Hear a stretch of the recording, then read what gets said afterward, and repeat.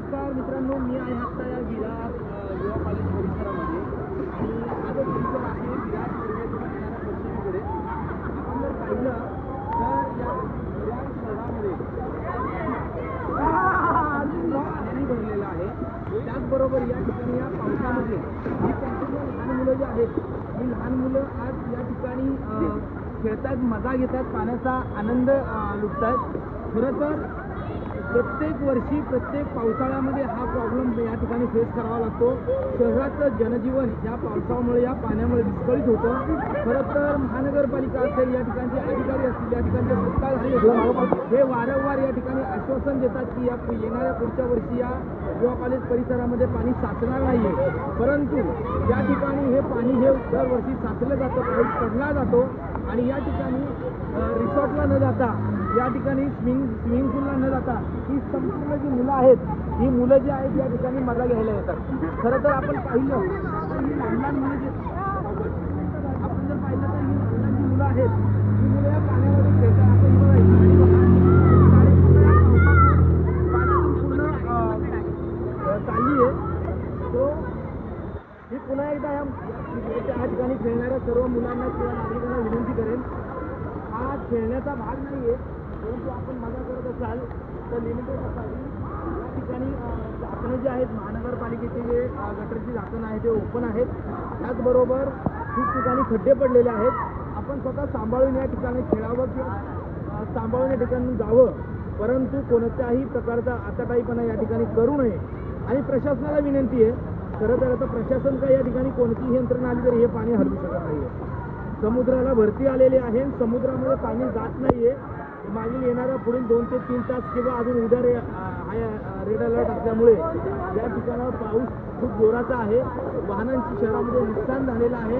लोकांच्या घराघरामध्ये पाणी शिरलेलं आहे. लोकांचं जनजीवन पूर्ण विस्कळीत झालं आहे. आपण पाहिलं ही बघा, एक बाईक येते आणि ही बाईक पूर्ण किती म्हणजे कमीत कमी 2 ते 3 फूट जे आहे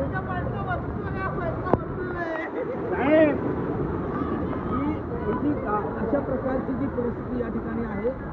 आपल्यासोबत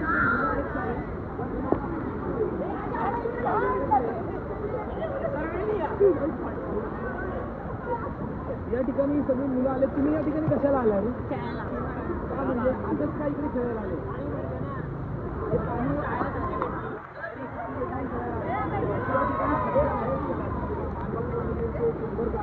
या ठिकाणी ओपन असेल तुमचं, तुम्हाला दुखापत झाली तर तुम्ही काय कराल? मग तुम्ही शासनाकडे काय विनंती करता?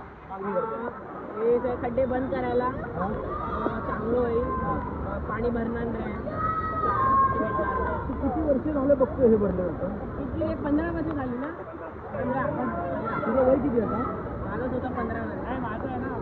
म्हणजे याचं वय 15 वर्ष आणि ह्याने 15 वर्ष पाहिले असो. या ठिकाणी हे आज सांगतो, याच्यापेक्षा अगोदर पासून या ठिकाणी पाणी भरतं आणि हे कुठेतरी थांबलं पाहिजे. यासाठी प्रशासनाने त्वरित पावलं उचलणं गरजेचं आहे.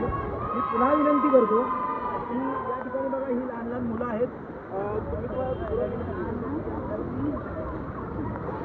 लहानपणाची इंटरव्ह्यू आलेल्या आहेत. यांना विचारतो की तुम्ही या ठिकाणी पावसामध्ये या पाण्यामध्ये खेळायला का आला? मजा आता आहे, पण पाणी हे भरलं जातं, आपल्याला त्रास होऊ शकतो आणि याच्यामध्ये येणे तिथपर्यंत योग्य आहे. हे पाणी भरतं, तुम्हाला बरं वाटतं की त्रास होतो?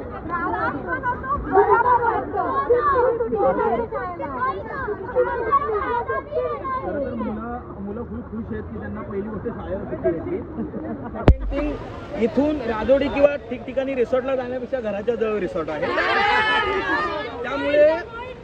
त्यामुळे माझी प्रशासनाला विनंती आहे, मजा तर घेतीलच, परंतु याच्यामध्ये अघटित प्रकार घडला तर ह्याला जबाबदार कोण? सन्माननीय महापौर राजूजी पाटील, उपमहापौर योगेश साहेब आणि त्याचबरोबर या ठिकाणचे स्थानिक नगरसेवक यांनी या गोष्टीकडे लक्ष देणं तेवढंच गरजेचं आहे. तुर्तास थांबतो. जय हिंद, जय महाराष्ट्र.